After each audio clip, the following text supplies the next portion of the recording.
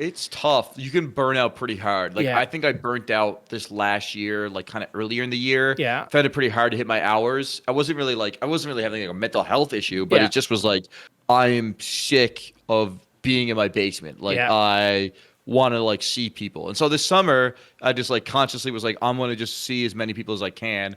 And so my hours suffered a little bit, Yeah. but ultimately like this fall, which is a great time to be grinding, I've Yeah. been like balls to the wall, Yeah. like in there like grinding Fortnite every day. So it definitely helps. I feel like it's tough though because every single time you take time off, aside from losing that direct revenue that day, Yeah. it's also like a loss of momentum. You know, Right. like Yeah. if you go missing for a week, people leave. They find another channel to watch and they're less likely to go back to your channels. Yeah.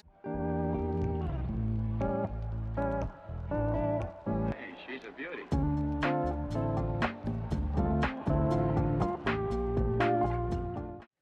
Welcome to Tarducks, a podcast for content creators to come on and share their experiences, stories, and advice. And today I have somebody from my homeland, The Rock, Upshall. Welcome.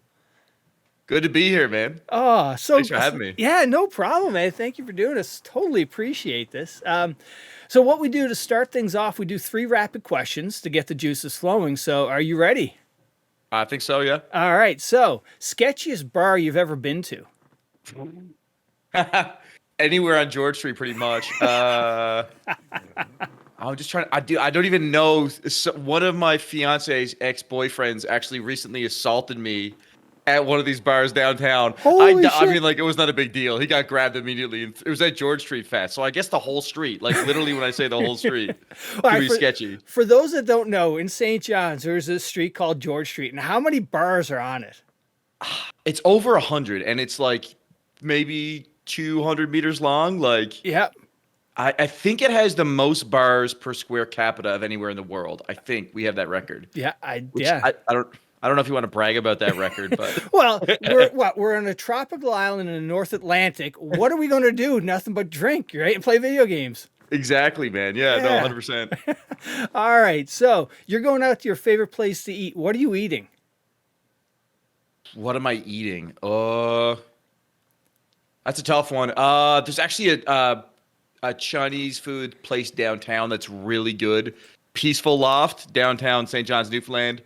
Really good. I think like general food though, I really like Mexican food. Yeah. Like burritos, tacos. You're love not it. getting a lot of good Mexican though on the island, though, are you? No, but it's getting better. There's a place called the Sprout that's really good. They Yeah. have like really good like bean burritos. But I mean, other than that, it's kind of like Jungle Jim's, which is just like a chain that I don't even know what it is really. Yeah. I wouldn't call it Mexican food though. All right. And final question is what's the best thing about where you live? There's a lot of good things. Probably the people. I mean, Yeah. like aside from everybody here being really nice, my family's all here. Yeah. Which is really nice as a streamer because it's like you can get off stream, you can pump a bunch of hours in, and your family's kind of always there. It's easy to keep like strong ties. Yeah. I think. Excellent. All right, cool.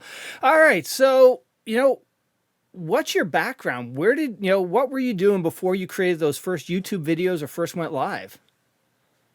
I've actually been kind of streaming for a long time. First time I went live, I was in university. Yeah. Probably like first or second year. I got a PS4 for Christmas.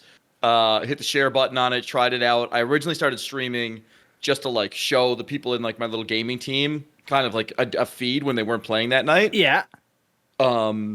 And people started watching aside from people who were actually on the gaming team. So I was Yeah. like, oh, like you can actually do this. And then I kind of started looking into it, and I was going to school doing like biology and behavioral neuroscience. So I kind of always like, well, I'm so far into this, I should get this done. And then in my very last semester, I met a guy who was doing gaming for a living. Like he's currently at 2 million subs now, but he was just blowing up, kind of just passing 100K at the time. And he showed me like his YouTube studio, and he was making like he had $20,000 earned that month. And I was like, oh my gosh, like somebody from the Arctic Circle where I live, like can actually make it, Yeah. So it's cool. I mean, that's kind of what got me into it. So because of that, the next year I was like, you know what? Instead of like trying to write the AMCAT or getting into like a graduate program, I'm gonna just try to wing it for a year. I Yeah. worked part-time at Canada Post and then probably spent like 40 or 50 hours just doing streaming, content creation, and I almost was gonna give up. I was like a year into it, Yeah. and I was making like like way below poverty wages for Yeah. the amount of time I was putting into it. And then Fortnite came out, Yeah. and everything kind of just popped Oh my off. And God. That's so cool. So let's go back to the beginning of gaming. What was your first gaming? Was it a console or, computers way back, when it all started? I mean, the very first game was like a SpongeBob racing game on my PC, like Yeah. my dad's PC. But I mean, I wouldn't call that Yeah. gaming. Probably first real gaming was like Nintendo 64, like playing Super Smash Bros with my brothers, Yeah. making them all hate video games because I would all beat them all the time. Like they Yeah. rapidly gave up. You Oh know. man. And then over the years, so did you get PlayStation was your first console, one of the big boy consoles then when you got to university Uh, or? Actually, it was 360 first. I was Okay. on Xbox 360 like high school, starting university, Yeah. and then switched over to the PS4. I think it was just purely because it was cheaper. Like I Yeah. think the Xbox One or whatever it was at the time was like $200 more. And when you have no money and you're a university student, like you go with the cheapest option every Absolutely. time. And but also let's add on the fact. So something like down here in the States, games are like $69. Back home in the mainland, it's like $79. But now you come to Yeah. Newfoundland, it's actually more because the taxes and everything. Yeah, well, the taxes here are like 15%, so it's crazy. It adds up, which is really nice when you play free to play games for a living. Yeah. Like I mean, I don't want to know how much I've spent on Fortnite skins, but I did have to pay for Fortnite. So that's Yeah. good. Oh, cool. So now over the years, what are some of the, really great games that stick out in your opinion? I mean, I feel like Battlefield was one of the games that originally got me like really hooked into gaming. Like I used to play with like a little bit of I'll say esports team, but we Yeah. didn't like really play for much money. There wasn't a whole lot of money back then. But Battlefield 3 probably just got me hooked just because of like the progression, the skill-based nature of it. And then like I've always been a bit of a shooter person, but Yeah. like Call of Duty was good, but Battlefield 3 and 4 were just like I don't even want to know how many hours I pumped into that. I think I was like #1 in Canada for like score per minute Oh, in wow. Battlefield 4 though. So I grinded those games. Like that's when I was like, oh, I'm actually good at video games. Yeah. Like, Yeah. Yeah. BF4 was so good. The DLC that came out for it was just, it was all a very great, well done game. it was unreal. I'm so disappointed that the new one stinks. Like, Yep. oh man. Yeah, I was talking to who did I have on the other day? Blue Drake was on. I was talking to him about how can you take something as good as BF4 and EA comes out with that crap that they dropped, It's like you don't even need to like re-engineer the whole game. No. Just make it again with more maps, Yep. pretty much, and you'd have a hit. Yeah, Like that's it's all crazy. that's all you needed to do. It's crazy. All right. So one question I always ask people is where does the name come from? But yours is pretty straightforward. But I will ask you, how did you come up with Console Peanut? Yeah, I don't even know. That was when I was like just trying to come up with anything. And then I obviously eventually settled on Upshall because it was Yeah. easy. It's just my last name. Yeah. But Console Peanut, I was like, I guess I was just literally on YouTube, like looking at people's goofy names. And I was like, I'm just going to throw something out there. I might have made like 2 videos Yeah. introing myself as Console Peanut after just abandoning it again, like really hard. Yeah, yeah. Because when I was doing some notes before the pod, I was like, "Oh, let's look at his." I was like, "Holy cow!" It goes back, ton of games you've played. It's like, and then you introduce yourself as Console P. It's like, oh my god, that's so crazy. It's funny you dug that up. Yeah, that's ancient is what that is. But like, you've played a ton of games on YouTube. You posted a lot of content over the years. Yeah, it's kind of funny. Like that's sort of my original strategy was just like throwing a bunch of stuff at the wall. Like, Yeah. I mean, I liked a lot of games. It's one weird thing about playing, like getting really skilled at one game is that I honestly play a less variety now than when I did back then. Yeah. I just play way more of one thing all the time. Yeah. But I feel like I used to really like big battle style games like Battlefield, Battlefront. I mean, even like Call of Duty, I'd play like the Ground War a lot. You Yeah. know, like stuff where there's a lot of action kind of going around. Right. Yeah. Oh, okay. And now, I was noticed like you hit like a growth somewhere around Battlefield 1, maybe like your thumbnails got good. And it's like, then you were hitting like the 1,000 views for your videos and then Yeah. Fortnite. And then it just like a switch flipped. A rocket ship. Yeah, it was Yeah. wild. I mean, YouTube is a funny game because it's really like algorithm based. Yeah. So it's like you kind of just gotta, if you're trying to get into it, it just throw a bunch of different things at the wall. Some things will stick. You can kind of double down on that for a while, which I did with Battlefield. So I was probably averaging like 100 to 200 viewers on Battlefield at the time. Yeah. That kind of was weaning off, and then Fortnite luckily dropped. It's kind of like, I want to say save the channel, but it's just kind of, you know, the timing of it was perfect. Yeah, and then like you were saying, you're throwing things out of the channel. Did you enjoy playing Fortnite at the time, or it just stuck and you wrote it out? The first time I tried it on keyboard and mouse, and I was like, I don't know how I feel about this game, and I don't think I had it set up right. It didn't feel well optimized. And then the second time I played it on console, and it was just like so good. Like it was a hit immediately. And I think it was just I kind of got the inkling like this is gonna be big because console at the time had nothing like that. While Battle Royale was really popular on PC. Yeah. But there was no Battle Royale game for console, and Fortnite ran really, really well. Yeah. So I just was like, this is gonna pop. Like I just felt it. And like literally 2 streams into streaming Fortnite, I was pulling like 1,000 viewers on YouTube. Like it was crazy. Oh, so you were streaming live on YouTube? This was just straight up content. Oh wow. So that was like the early days of streaming on YouTube?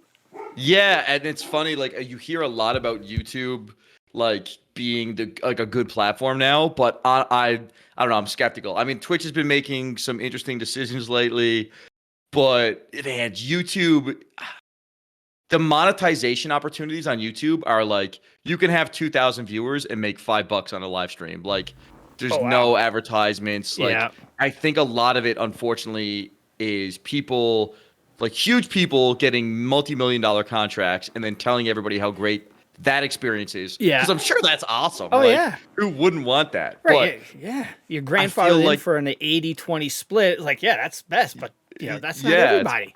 Deadly. But I feel like when I was doing it, at least, I mean, I can't speak for it now because I haven't streamed on there in, 3 years. Yeah. But my experience, I streamed on there for 3 or 4 years, and monetization opportunities for like a mid-range content creator were pretty minimal. Like, which is interesting. I mean, hopefully it's better now, but I'm skeptical of that. Yeah. Well, even the tools you had to, for your viewers and subs like that, it was just dark ages compared to, what Twitch was running. Yeah, they're catching up now for sure. Yeah. But yeah, Twitch, I feel like, is way ahead on the community side of things. Yeah. Definitely. I almost feel like a lot of big YouTube streamers, it's just kind of like the chat that you just didn't read the chat because it was just like so toxic, just like spam, like it was nonsense. It wasn't like the way Twitch is, I think. Yeah. Okay. And now, all right, so let's Fortnite for a second. You're playing on a console. Was Fortnite cross-platform, or were you just playing against other console people? So it was actually, you could still play cross-platform. So if I added my friend on PC, I could play with him. But then we played PC lobbies. Yeah. So before it was console exclusively, if you're playing on console. I don't know exactly when they switched, but it was always this big thing of, okay, console is the easy lobbies, like their players are potatoes. Yeah. PC players are the elite, like those are the best lobbies. And so the reason I was one of the first people to switch to like controller on PC, because I was like, you know what? I want to just try this out. I've constantly, everybody in my comments is like, console lobbies, ha ha ha ha, you suck. And I said, okay, I want to try just plugging my controller into PC. And I whomped. It was way easier. Like, oh wow. And I think it's just because the aim assist was like still good, and then the thing about like Fortnite at the time is it was free to play. Yeah. So, and it was so popular that there's no skill-based matchmaking.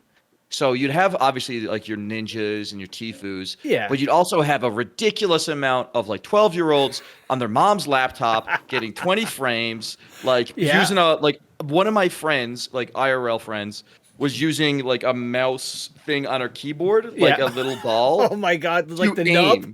The nub. She was nub aiming, right? And she was playing Fortnite like every day with that setup. Oh my God. So that's the kind of players you played. It was interesting, yeah. And now today, do you still play with the controller, or did you move to mouse and keyboard?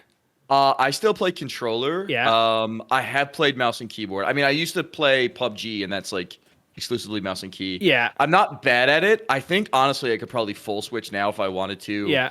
Because of no building. But if I were to play build, it would take me like a year to get any good, I feel like. I know Swearin, Corey, he's trying the Azeron or whatever that crazy handheld thing on. I see some of these people building. It's like, I don't know how you do that with a console or with a controller.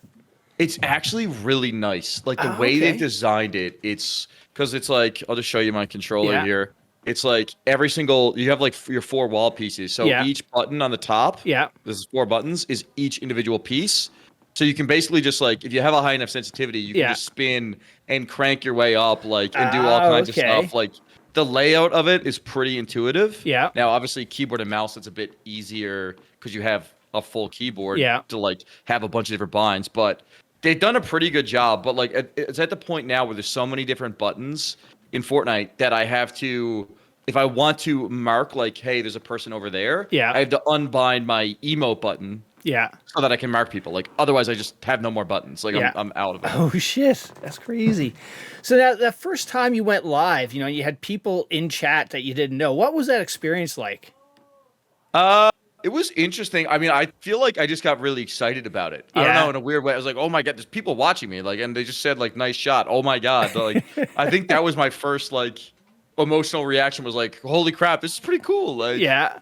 it's because at the time it's still. I mean, I've been playing video games online for quite a while, Yeah. but not like too intensely. So the whole concept of like these big online communities in general, just like on Reddit, like being focused around games, talking Yeah. about games, talking strategy was cool. So then to have that experience live and Yeah. to like have a community kind of develop around you Yeah. about the game you're playing, I don't know. It was just like such an exciting time. Like I love my job still, but I Yeah. would love to just be able to like bottle that juice of that original like kind of pop off of actually getting the first viewers going. Yeah. Because it was just so cool. It was such a cool experience. Oh man.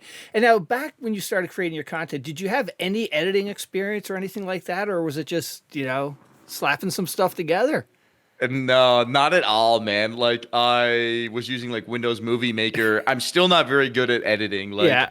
but it's more so. Luckily, a lot of my content has been about like high kill games or challenges. Yeah. So it's less like intensive editing and more so just like clipping some stuff together. Yeah. I still like. I honestly want to just take more and more courses to like learn how to do it because I've watched some other people and just like what they can do with gameplay that's probably not even that inherently entertaining and Yeah. just make it into something that's like so funny to watch. Yeah. I'd love to be able to get to that level, but when I started out, I literally just like my technological experience was hitting the play button on the like controller. Like that was it. And then how did because back then, how did you transfer your content or how are you capturing your content? Was it all just to the PlayStation and then It was yeah.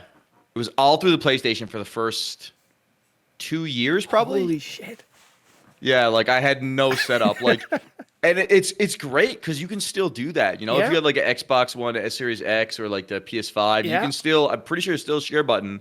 It's a great way to start because like you can. I mean, a lot of people think streaming is amazing, Yeah. and it takes a very specific personality to really enjoy it like long term. Yeah. Because it can be a bit of a drain. Like not everybody wants to stream and sit in their basement for like 8 to 10 hours at a time. Like, Right. you know what I mean? But if that's your game and you live for that and you love to do it and you love to entertain people, trying out the share button and just doing it before you spend like $5,000 on equipment is like a great way to just get started, And Right. Yeah. I think people too, like they do like things to sound good and look good, Yeah. but it's not everything. Like if you've got a good personality, you can start from there and gradually acquire more stuff. Yeah. Okay. And now, what were some of the first games you streamed? Was it Battlefield 4, and then sort of everything that you see in your YouTube list is what you were streaming? Yeah, I think I'm just trying to think. It might have been Battlefront, like the first one, like the new ones that came out. Yeah. Like Battlefront. I don't remember the year. Because I streamed on Twitch a little bit first. Yeah. And then I tried out YouTube streaming, and that got a little bit more viewers going. Yeah. And then I end up going, obviously, way later, going back to Twitch as a partner. But it's probably the original Battlefront, and then probably Battlefield 4 is what I was streaming the most. Oh, okay. So now, when you made that jump from YouTube back to Twitch, did you have a good following to, a base before you jumped? Yeah, so at the time, like Fortnite I think it was 2018. The very end of 2018, I switched. And so Fortnite was almost like getting to near its peak of like excitement in about 2019, 2020. I had about 300,000 subs on YouTube at the time. Holy crap. So it was a pretty risky jump because I was like, I was probably pulling like 500 to 1,000 new subs a day while I was live over there. So it worked out because I was able to move to Twitch and then do video content as well on YouTube. Yeah. Because with YouTube at the time, the way the algorithm then worked is if you uploaded a video and then streamed, your video would just bomb. Like it wouldn't get pushed anywhere on YouTube, Okay. and it would push your stream instead, or like vice versa. Yeah. Like it would promote one and not both. So it was kind of like a thing where it's like, okay, well, if I want to start doing more YouTube videos, I gotta just stop streaming on this channel, pretty much. Right. So switching to Twitch made a lot of sense at the time. Yeah. You know? Oh man. And now when you jumped to Twitch, how long before you got the partner? They gave it to me right away. So Twitch Oh, actually shoot. reached out and offered me like a nice deal, basically, like which was cool. Yeah. So I basically got partnered out of the gate. Now when I first started streaming on Twitch, I probably was only pulling like 200 to 300 viewers, just because it's so hard to get people to like jump on mass platform to platform. Right. But I ended up like getting probably up to like 700 or 800 average viewers then after like a few months. So it was definitely worked out really well. No kidding. Yeah, because it seems like they're like Lupo's on YouTube, and that's where he stays, and it's tough to get people to like you said, switch and because every day people go to Twitch. I don't want to go to YouTube and watch this person live. Yeah, it's tough. I mean, like once people are kind of on the platform they're on, I feel like that's kind of where they stay. Like, TikTok is an amazing platform for getting exposure right now. Yeah. Like convincing kids on TikTok to come and watch your stream somewhere else is really hard to do. Like growing your TikTok is great. You definitely should do it if you're in content, but getting them anywhere else off of TikTok instead of just like scrolling all day is hard. Yeah. Yeah. Yeah, no, I've heard that a bunch from a lot of the other content creators that have been basically TikTok is just a channel to get people over to their live stuff essentially, or that's what it is. Yeah. No, 100%. Oh, very cool. And now over the years, what has been your peak of like most memorable moments?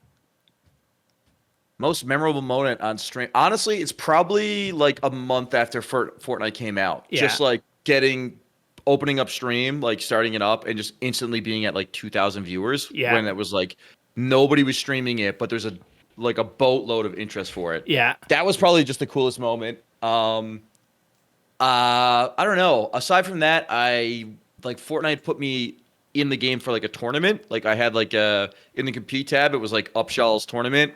And basically from that, the people who placed in it, we got to play in a charity tournament. Yeah. We won like $15,000 US for like the American Society for Suicide Prevention. Yeah. That was really cool because it was like a combo of like having an awesome result that will like help people, and then also like being featured narcissistically, being featured in Fortnite too. Yeah, you know? absolutely. Now, nothing can prepare you for that jump in live viewers going from double digits to your thousands. Like, how do you, like, you can't even focus on chat at that point. Yeah, you kind of gotta you gotta moderate your attention. It's and you gotta play well in game. Yeah. It's weird though because I'm kind of like a shy person when I meet people in person, especially like big groups. I'm a little bit like it takes me a little bit of time to warm up. But I've never felt that with streaming. I don't know what it is. Like I've always kind of been able to dissociate like the 500 people watching the stream or 1,000 people watching the stream at a time from like how it doesn't feel like there's that many people watching in a weird way. I don't know. But reading chat, it's definitely tough to like keep up and give attention to everybody. Yeah, it's funny. So I totally I get where you're coming from about the in real life meeting people, you're kind of shy and quiet. Like when we here at the house when we order some food, I don't pick up the phone and order it because I don't want to talk to people. And so my wife will do it and I'll go pick it up and she goes, Barry, how do you have a podcast and you're talking to strangers and you can't pick up the phone and I was like, I don't know what it is, but yeah. Yeah, no, it's weird. I'm the exact same way with phoning people. I don't want to do it. I had to plot out exactly what I'm going to say, like how I'm going to respond. If they say something that's like not in my mental script, I'm like, no, exact same way. Oh man. So now when you jump from YouTube back to Twitch, like did your mods come over or did YouTube, how did that, that roll? Yeah, so I've remodded a lot of people. It was tricky because people had entirely different names on YouTube. A lot of them did. Yeah. I have like one mod who's been like really loyal, Mops, who's been with me for like super long time. He basically watches like every single one of my morning streams. So he was like there right out of the gate, Yeah. and kind of like helping get it going, and then recommending maybe this person could be a good mod as well. They've been Yeah. hanging out as well, so I was able to build it out from there. But it was tricky. I mean, it was tricky out the gate to figure that out for sure. Oh man! And now what are some of the toughest things about doing this job? Yes, you're playing video games. There's so much more than just video games, but it's not easy. Yeah, it's probably just like the back end stress of like the financial side of things, like figuring things out. Because I mean, things have been great for me for these last 5 years. I haven't really had any like direct stress. But even when things are good, managing like your taxes, like making sure you're filling things out correctly, reading through contracts and making sure you're not getting screwed. Like, and you got to do that while also trying to put like 8 or 10 hours into your content every day. It's tough. I mean, I'd love to get to a point where I could hire some people to like take some of that back end load off, you know? But that's probably the most stressful thing is just like you're running so many different jobs. You're managing your contracts, you're managing your accounting, like aside from you being an editor, like and the talent at the same time. You know what I mean? And then also managing your socials. You got to manage everything on all the different platforms and strategy and you're flying by your seat of your pants because nobody's done this stuff before, essentially. No, exactly. I mean, like and it's crazy really the amount of reach. Like I remember, like probably NTV News, like back home in Newfoundland. I saw on NTV News it was like they reached like 4 million people a month. Yeah. And I was like, holy crap. Like that particular month I saw that, I had like 12 million views on my YouTube. Yeah. And I was like, I got triple the views of the news company, like back home in my whole province. Like, this is nuts. It is crazy. Yeah, absolutely. And it's just me like sitting in my, like I was at the time I was in like an apartment that was like 400 square feet, Oh man, that is crazy. And now, if somebody was, either making videos for the first time or hitting the go live button, what kind of advice would you have for somebody? Because, you've got a lot of years doing this, what would you suggest?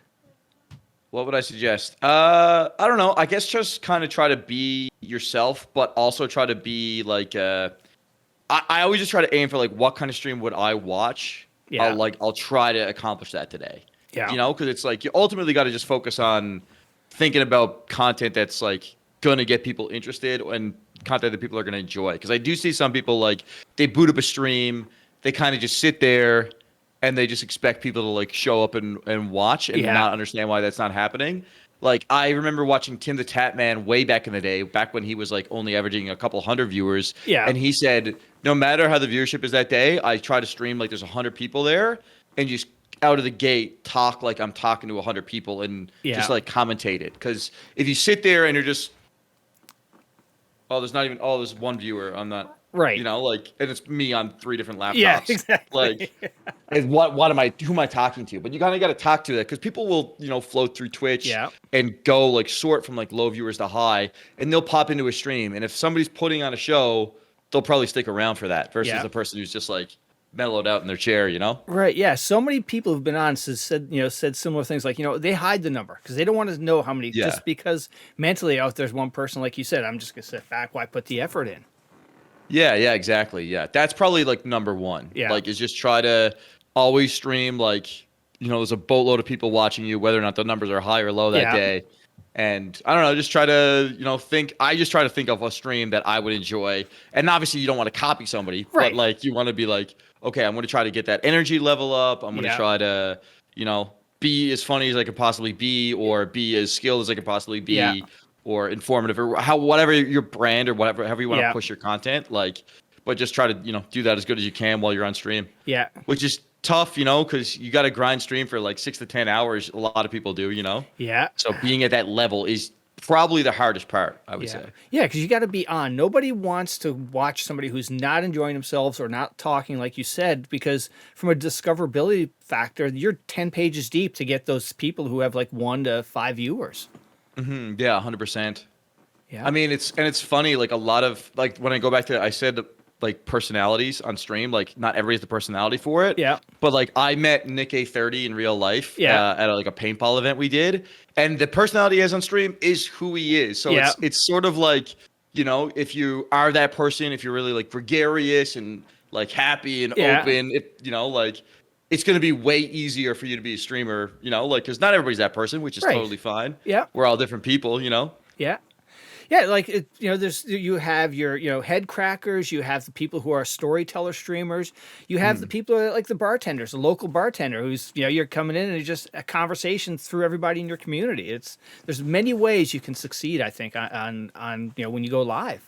Yeah, absolutely. Yeah, and you can do live streaming. You can also do video content. Like, it doesn't have to be like a cookie cutter thing. Because Right. I've actually gone in now to like 2 schools to do like career day. Oh, no way. And talk about it. I mean, like, I obviously am like, yeah, gaming is awesome if you're Yeah. really good, absolutely. Or if you want to make a certain type of gaming video, absolutely, you should do it.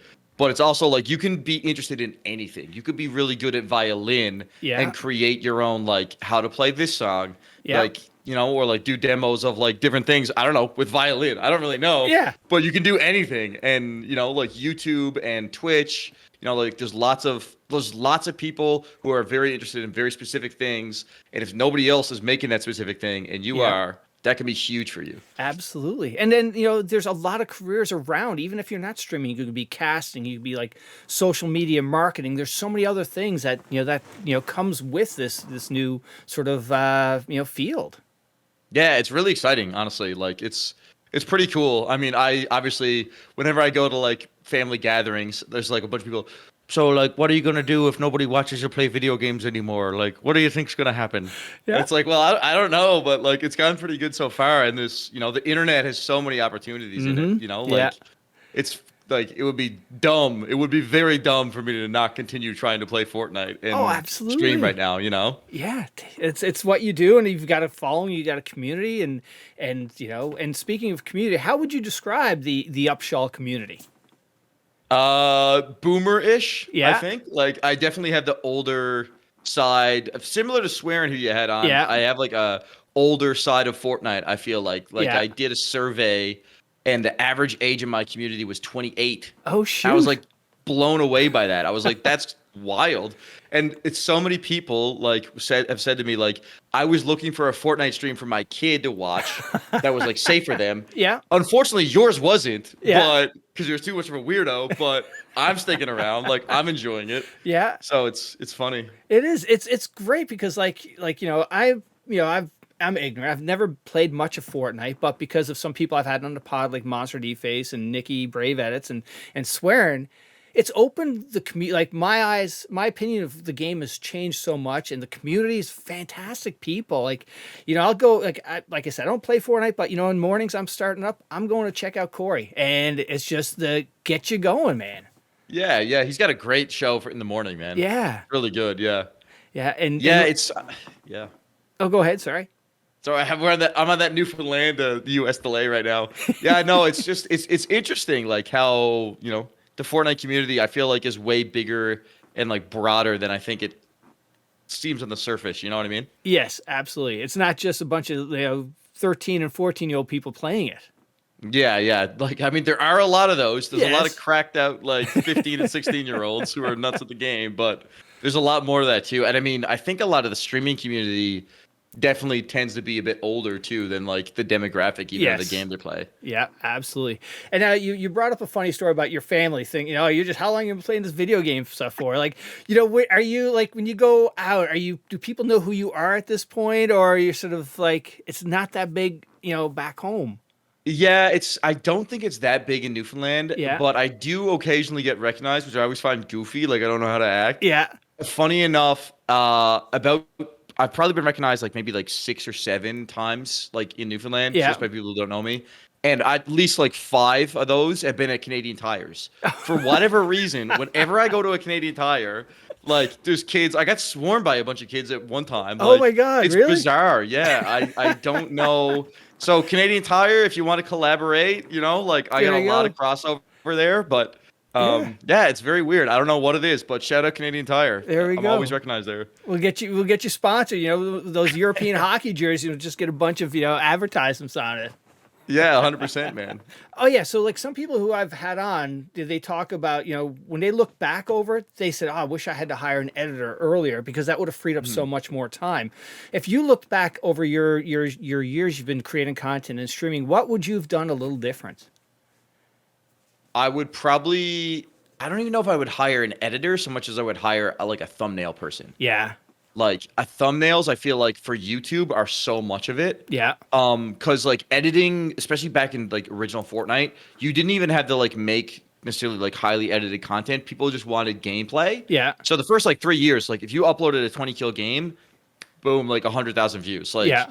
you could just bang, bang, bang, bang, bang. Like an editor is probably way more important now. Yeah. But thumbnails are humongous. Like YouTube is all about like if people see your video and if they click on it, that's gonna get it to continue to get promoted. Yeah. So I'd probably invest in that more. Like I do a bit of my thumbnail game myself. Yeah. And I'd probably also just go back and try to learn. I would probably try to like learn how to edit sooner. If that makes sense. Okay. You know what I mean? Definitely. Yeah, it's funny because I had somebody on, who, because again, I'm, jumping into this and it's like, you keep hearing, oh, thumbnails are so important. It's like, why are thumbnails so important? And he says, well, Barry, a lot of the people who are, on this are younger than you and they don't want to read. They're just looking at the picture. And if it's a snappy picture, that's what's driving it.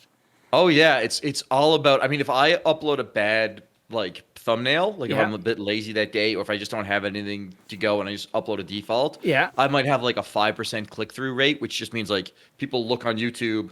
There's like 20 videos and mine only gets clicked on like 1 out of 20 times. Yeah.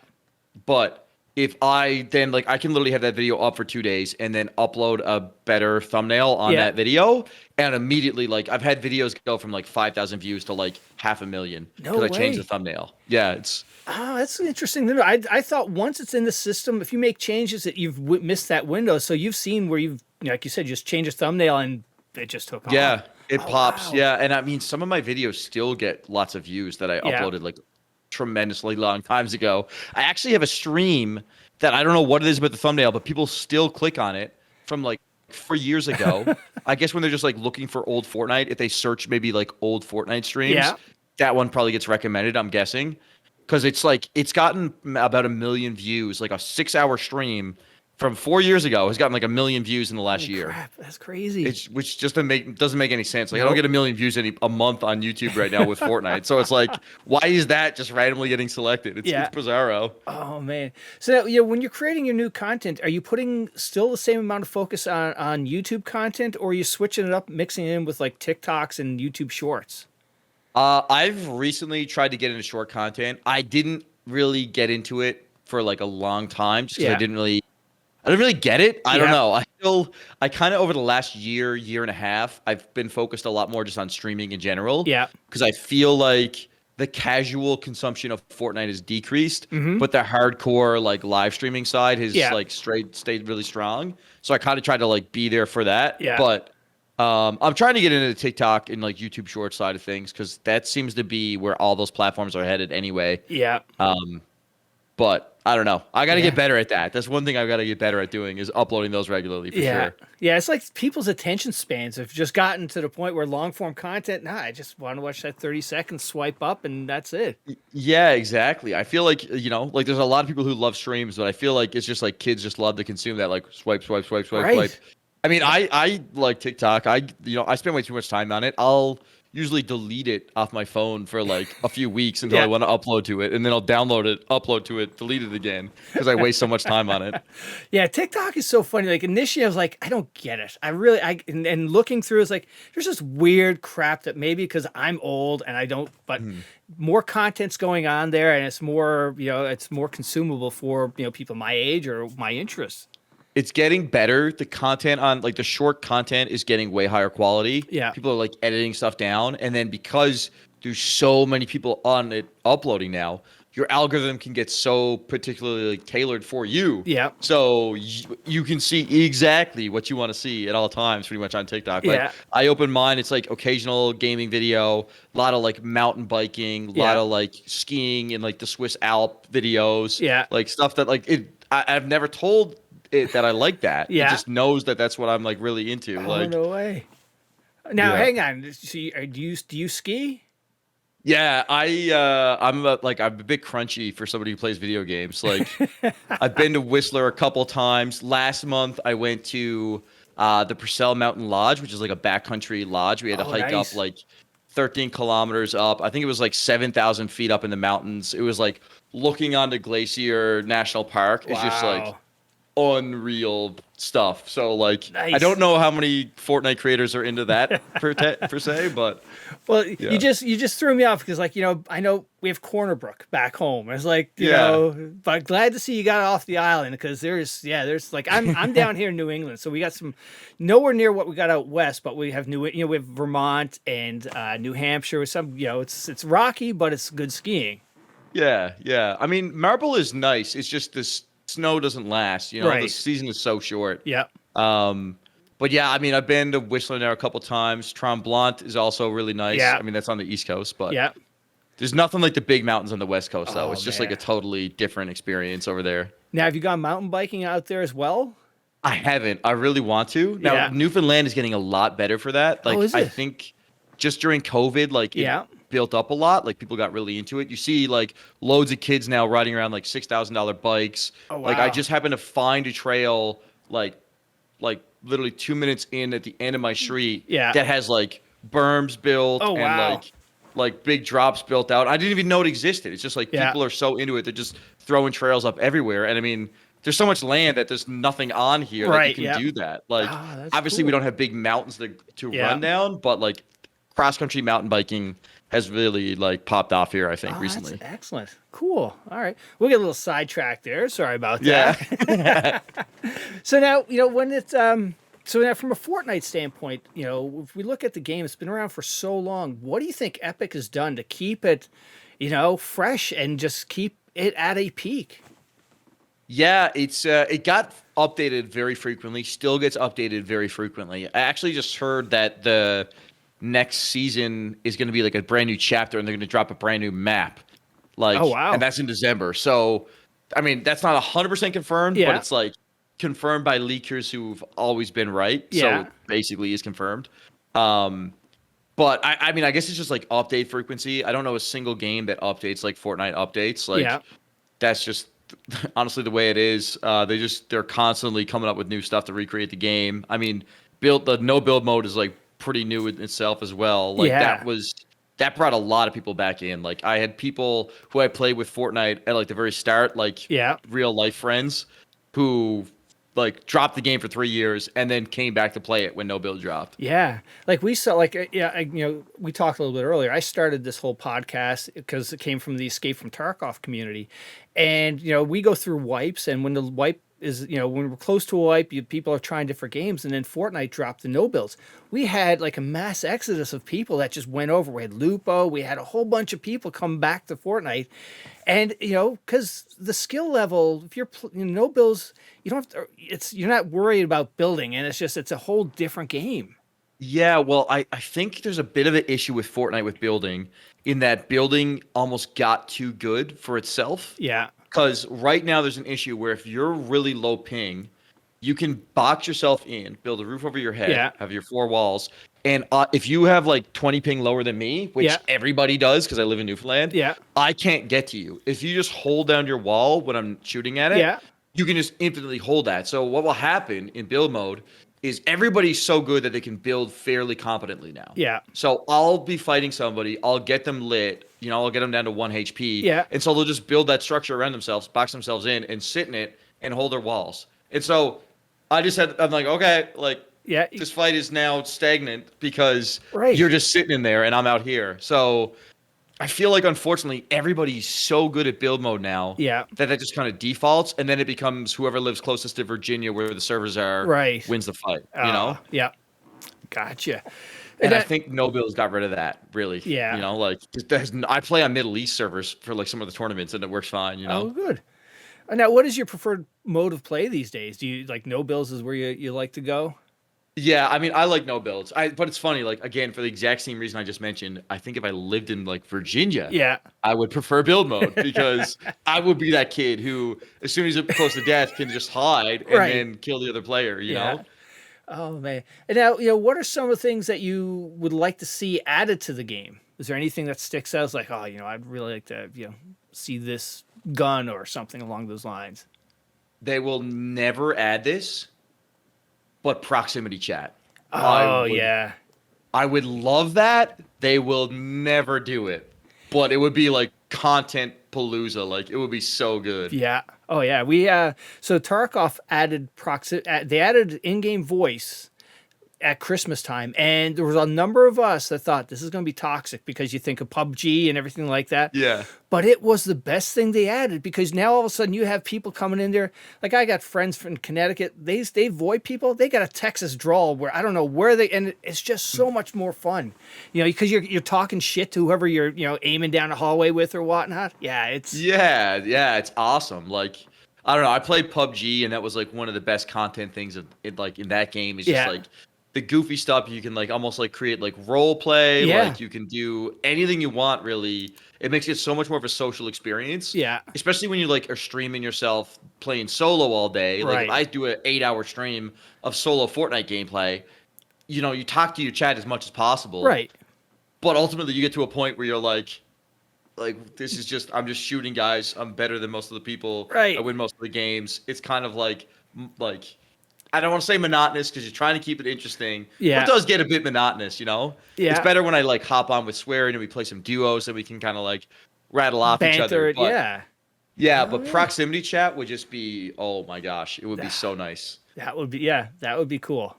Absolutely. Now, what's something in the game that you'd like them to remove? We talked about that, you know, low ping thing, but is there something, you know, some meta that you're like, it just kills some games? You know, it's funny. I think Fortnite is in one of the best balanced weapon set, item sets that they've ever had. Like, I think they have it so close to perfection right now. Like, and every other season, I could say like 5 things. Right now, I don't know. I actually don't know what I would remove. Man, I might not have an answer. I think like they genuinely have. Maybe like add back the guided missile launcher, because you used to be able to like shoot a missile, grab yourself, and ride around. But that's not remove anything. I honestly think like the game is really just well done right now. Like, which is so funny. Like, because like last season it would be like this thing, this thing, this thing. Yeah. Like, but man. no, I don't know. I think like weapon balance, item set, it's money right now. Yeah. Now, something I've seen, I don't know if it was on your Twitter page or your Twitch page, you have your controller sensitivity settings. I've never seen somebody put those up there before. So have you done a lot of tweaking with your Scuff controller? Yeah, so like settings on Fortnite are very particular because there's so many different ones. Yeah. Because you have your building and your controller, and you have like your aiming sensitivity, and they added a bunch of boost settings so you can like boost different things. There's different types of curves you can use. So like you'll have like a linear curve, which is, you know, a linear curve. So you deflect your stick a certain amount, it goes that exact amount. It's sort of like mouse aiming. Yeah. Or Expo, which ramps, so you can kind of like tease things, but it's a little like less predictable. So there's so much to that. That's one of the like trends that I wrote a lot, especially early in Fortnite, was like settings videos, because there's so many options with how you set up your builds. Yeah. So that was like a huge, like, I'll say like view and revenue source for me, was just like making guides on that. And it's still to this day, like I get probably asked for my settings like 50 times in the stream. Like, holy crap. Which is pretty, I mean, it's always good to have something that you can like ride a trend on the internet. Totally. You know? Now, what's your controller of choice these days?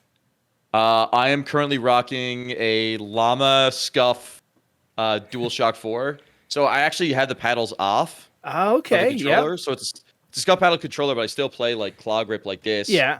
But the Scuff gives you basically like better sticks on it. They're like a little bit longer, a little bit stickier, and the real extra juice is that the locking, the buttons are like mouse clicks. I don't know if you can hear it. Yeah. Okay. Kind of, but it's like instant input, so you don't have to press it to get the response. Yeah. So with Fortnite, it's just like you want to be just like constantly, you know, like or any game really, you want to be responding as fast as possible. Yeah. So that boosted a little bit. So that's why I go with Scuff. Like, it's just a better setup for the game, I think. Yeah, I picked up one of those controllers a while ago for my PlayStation, and being able to lock the trigger, like like you said, just a click instead of squeezing it all the way is huge. And it's a solid controller, and I totally love it.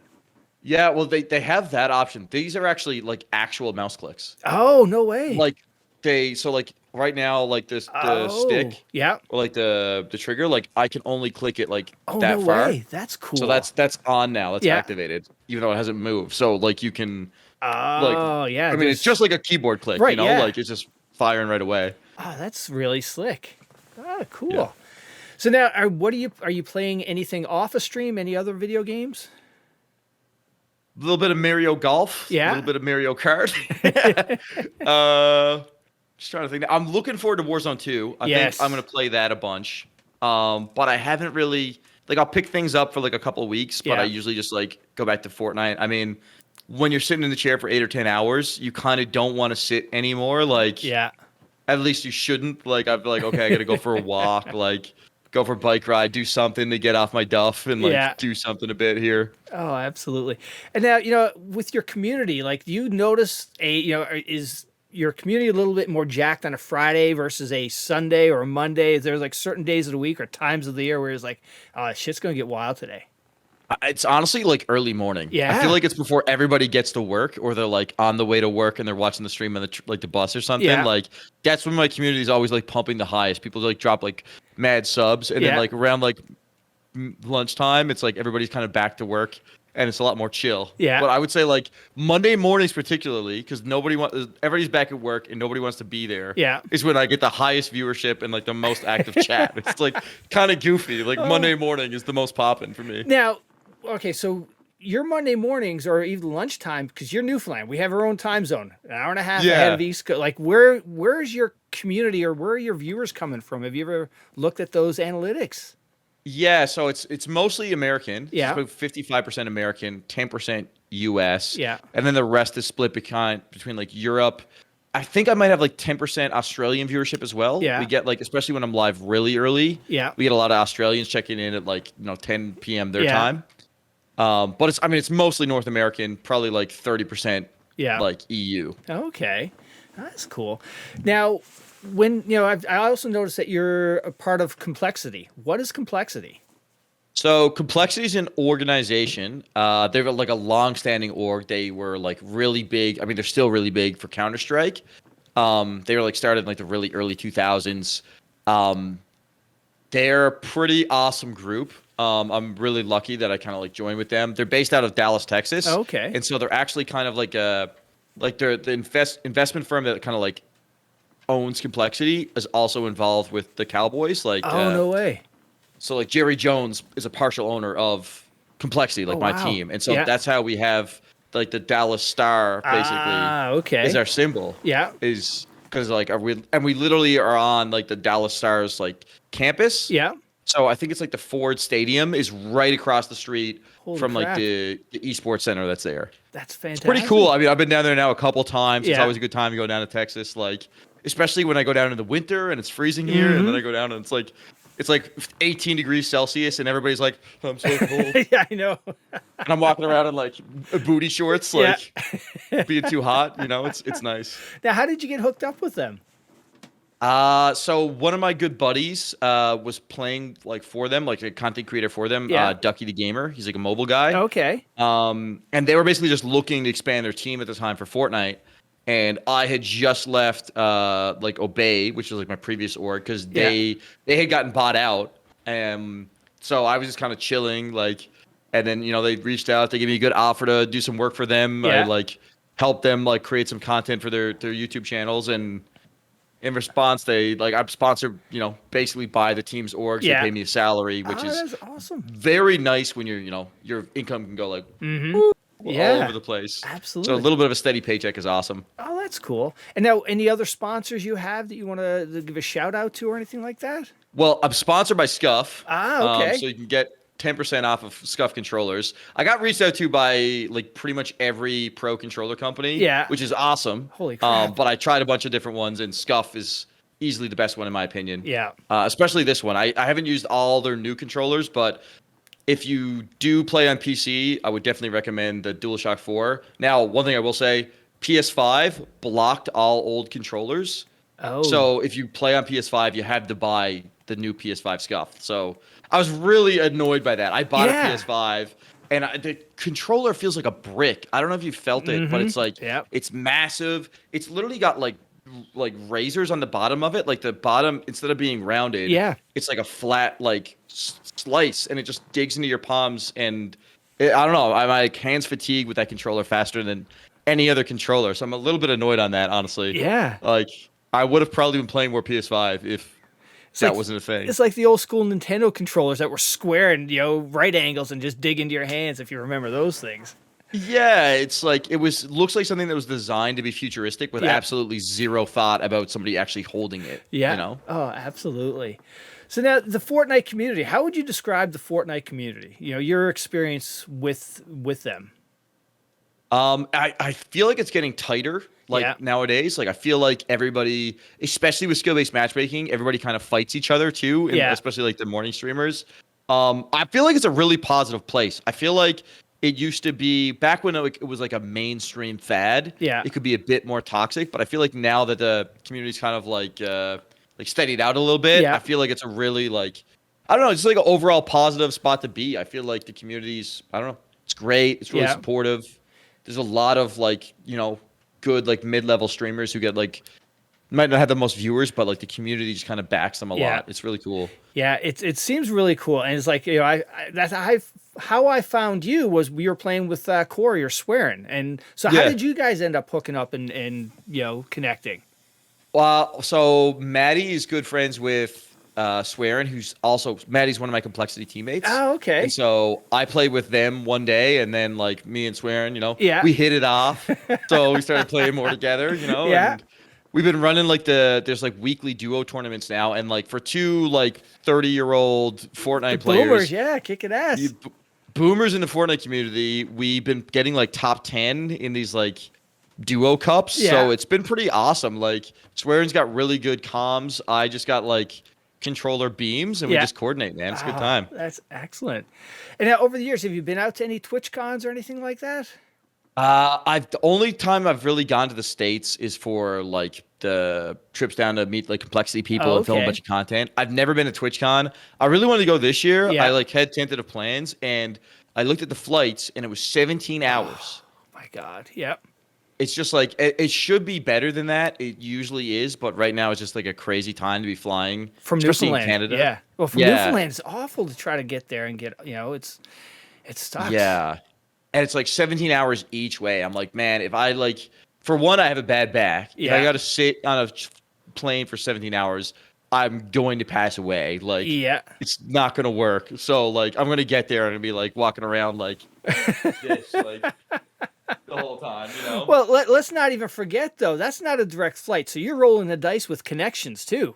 Oh, yeah. It's like 4 flights to get there, like right now, which is just like, doesn't even make sense. No, which is weird because like during COVID, it would only take me about 9 hours to get to Dallas, which is like, it's a long time, but it's not a long time, really. It was 2 flights. It's pretty direct. But like, I looked at getting to Dallas for like the Tim. The Tapman, his thing. Tapman tailgate. Yeah. It was 24 hours. It was like 8-hour layover. Oh, my God. Yeah, it's brutal. It's gotten really bad flying out of Newfoundland. I'm not sure. It's just not enough flights, but stuff. Absolutely. Yeah, it's it's just bad, and you never hear anybody having a good experience on a flight trying to get home. Yeah. The only good flight I have had in the last like year was flying to that wedding that was up in the mountains. Yeah. But it's because WestJet had a straight flight to Calgary. Yeah. And it's because so many people fly to Calgary for work, like working in oil. So it's just, that was my one shot, and it was, it was totally fine. But if I can straight shoot it, it's good. Otherwise, it's garbage, pretty much. Yeah, it's funny. Like when I finished high school years and years ago, nobody was staying around Newfoundland. Everybody's packing up, moving to the mainland or moving out west. Is it gotten any better? It's like if you think about everybody you went to high school with, are the majority of them still there, or have they all picked up and moved? There's still a lot of people from my high school, but a lot of my friends, like, I don't know how to put this kindly other than nerds, have all left. Like myself, like I got a buddy who's like a composer now, a guy who's like an artist and like also does like works for like a company, like, like nerd types have all left. Unless you have a job like mine, like where you can do it all online. Yeah. And a lot of people even still who like I'm also friends with who do well, they all work in oil. So they like are offshore for most of the time, or they're flying up to Alberta and they work for 2 weeks and fly back for a week. Yeah. Which is, it's just, cool, but it's not the same as having people here all the time. It is not. But not being, that's home, your family, it's different. Yeah. I mean, I'm definitely blessed that I can be here, Yeah. you know, and make a good living Yeah. and live 5 minutes down the road from my parents, you know, and Oh, like yeah. it's good. That is good. Now, if you didn't have this as your career, would you still be on the rock? And where would you be and what would you think you'd be doing? If I was not doing this, I would probably be working in healthcare. Yeah. I'm guessing. I finished my degree. I got like a neuroscience and a bio degree. Yeah. I thought I would write like the MCAT and probably apply to do like fast tracks like nursing or like Yeah. some other like medical like graduate program, maybe like audiologist or something like Yeah. that. Um, but you know, I was like, okay, I'll try streaming first, and it worked. Yeah. But that was kind of like my second plan, you know, Yeah. and maybe eventually down the line I might do that, or I might like teach, Yeah. you know, like because I could do like there's lots of options I could get done fairly quickly. Yeah. But yeah, I don't know. I'd probably try to stay in Newfoundland Yeah. if I could, you know. Nice. I mean, the one good thing about, well, there's lots of good things about being in Newfoundland, but one huge thing is that the cost of living, aside from food, is way cheaper than is the rest of Canada. Yeah. Like, it's way more affordable to buy a house here. So Nice, if you yeah. can manage to get a good paying job, Yeah. you can live for fairly like cheap. Nice. And now, looking back, was there a certain moment or a certain event that happened that made you think, yeah, I got this. I can just focus on streaming? Or was it just gradual increase in subs? And it's like you felt comfortable, you took the leap, and that's how it went? Yeah, it was basically I was working at Canada Post and I worked a few full-time weeks and so I knew what that looked like. And Yeah. to be fair, I had like an entry-level job at Canada Post. And so then I was doing streaming and I managed to make more for about a month than I Yeah. was making at Canada Post. And I was like, okay, if I can do this for this amount of hours and Yeah. make this much money, like let's just try to double the hours, quit Canada Post and go for it. Yeah. And it didn't really work like initially. Like it didn't really ramp up right away. Yeah. Luckily I was living with my parents. I was like renting like literally like the shoebox in their basement Yeah.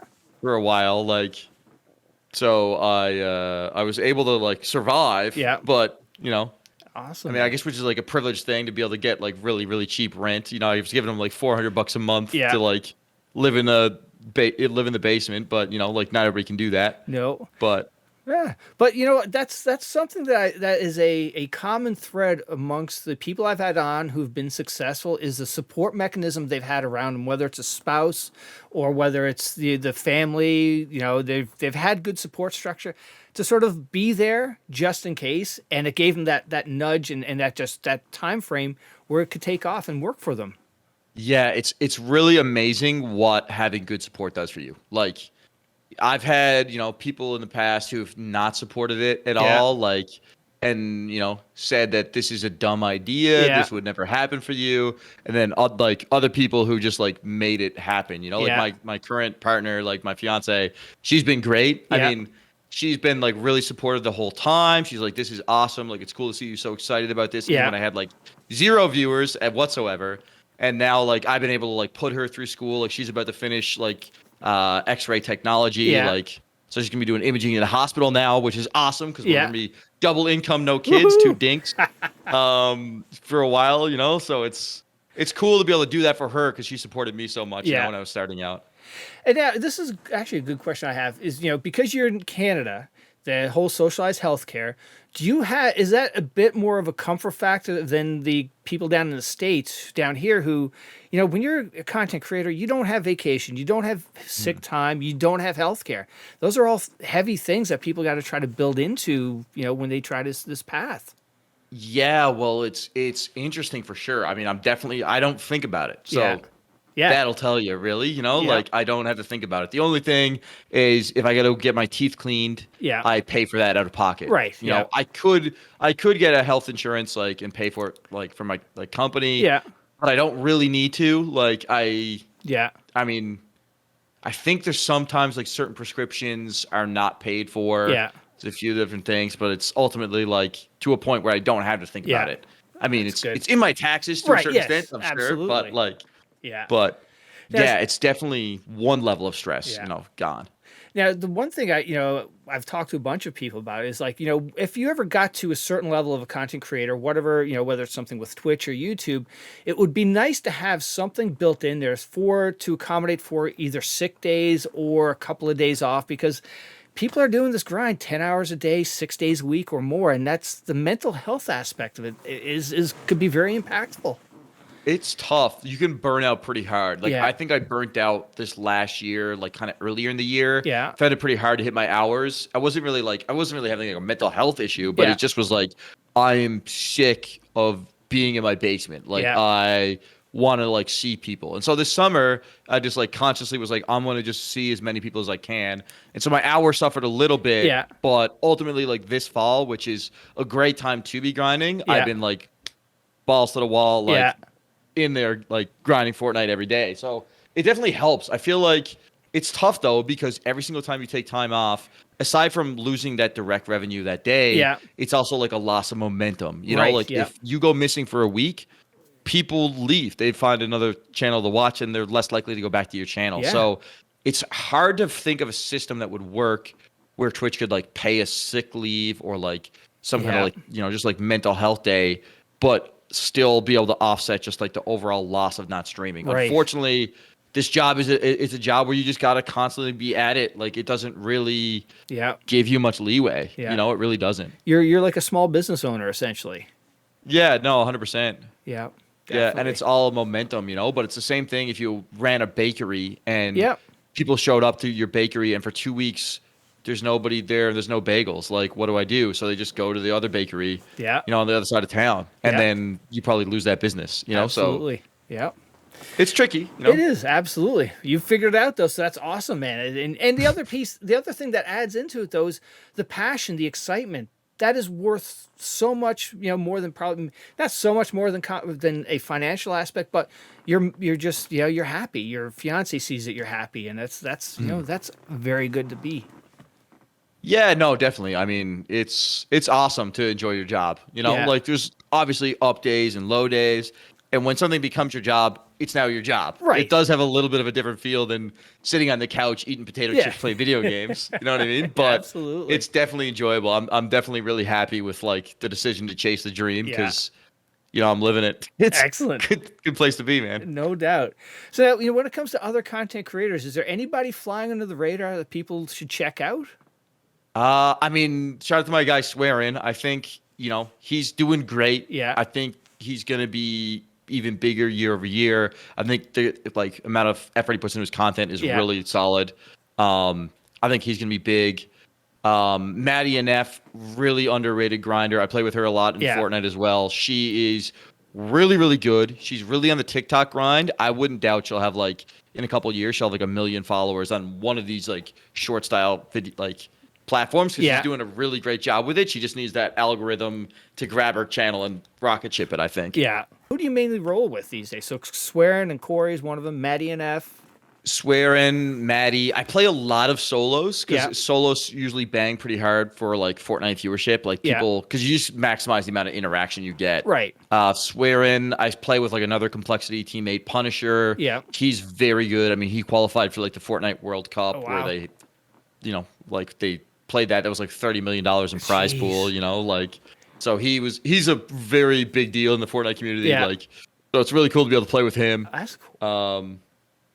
Yeah, I'd say that's like probably my regular squad. Yeah. You know, Yeah, so what I found is, you know, when I talk to people, you know, when I ask them a question, do you roll solo or with others? And they say, well, it depends on, you know, if I'm rolling solo, I can interact more with my chat. And if I'm bringing in somebody else, it's like, hey, chat, you're watching the show today. I'm interacting, and it's just me and Corey or something along those lines. yeah, definitely. It's a weird thing, and I'll say this right now: when you are playing solo versus with teammates, you get way more subs and like donations playing solo. So it's a weird thing. Yeah, Where like I try to ignore it, but that's definitely a thing with streamers where like you got to play at least a little bit of your day solo, Yeah. so that you can like thank the people who support you. You know what I Right, mean? yeah. Like, you know, Yeah. it's unfortunately like you gotta be lonely for a little bit to protect your bottom line a little bit. yeah, You know? absolutely. So now, you know, when you log off for the day and whatnot, you're gonna mountain biking, skiing. What else do you like to do? I mean, I like to go for long walks on the beach. Not even jokingly, the beach is right there. Nice. And I usually go there's like a trailway that runs right along it down to CVS, so Yeah. I'll walk along that usually at night. That's pretty much it. I like to try to get outside a little bit. Yeah. Do a bit of cross country skiing in the winter too. Pippi Park in Nice. Yeah. St. John's got nice cross country ski trail, so I'll go in there a little bit. But yeah, I try to get outside as much as possible. Yeah. You know, I hurt my back playing hockey in high school. I got hit from behind and popped 2 discs out. Oh. So not a fun time, No. but you know, I like to stay moving. Yeah. So that helps with that. Like might seem weird, but even doing like weight workouts like deadlifts and stuff like that, as long as you're not going crazy, it'll strengthen your core and help with that. So try to just, you know, keep myself as well rounded as possible. It's tough though, man. It's tough for sure. Well, and you like these outside activities, and like, you know, for people that, you know, don't know, Newfoundland, we don't have the best weather. You know, there's you can get all 4 seasons in one day in July, you know. Yeah, and there's always wind, no matter what. There's Absolutely, yeah, totally. And now, how about with the fiance? Do you guys watch, you know, any TV shows together or any particular movies you guys like? Yeah, I mean, she loves animated movies in general, Yeah. and also we've been lately watching like Game of Thrones, and the Lord of the Rings show. Like, that's probably what we're hooked on right now. Like, nice. Yeah. Oh, cool. All right. Well, hey, any goals or any things you're looking forward to this, you know, in the next 6 months or next year? I'm looking forward to the new Fortnite updates. The new chapter that's going to come out with the new map. Yeah. Maybe like hop on Warzone a little bit. I don't know. I kind of just want to try to push my ability to create like short content because I think that's kind of the future. Yeah. And, like start to grow. Like my Twitch still steady growing, but start to grow those other platforms more now. Definitely. Probably where I want to get to. I mean, I'm definitely looking forward to her graduating so we can double the income up a little bit. That's definitely I don't even know if it's a goal so much as just something to look forward to, you know? Yeah, totally. All right. Well, hey, you survived the podcast, but before I let you go, though, you have to call out somebody in your circle, one of your peers that you think has a good story and should come on the podcast. Somebody I know who should come on the podcast. If you could get him, I think Punisher would be really cool to have on. Yeah, he has a good story? Yeah, he was born in France. He lives in Dallas now. Oh, wow.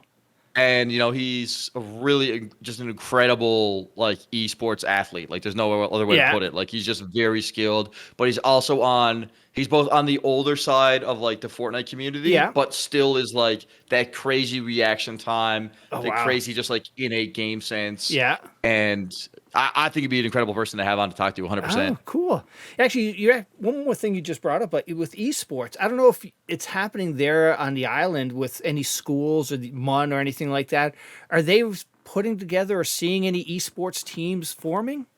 No teams. However, I did actually just talk to like a development organizer at MUN. Yeah. He's going to be looking into maybe running some Fortnite tournaments Good. at some of the venues at the university. Like, I think they're just trying to use it as almost like a STEM outreach type thing for like getting kids into like learning about like coding and then also like that type of thing.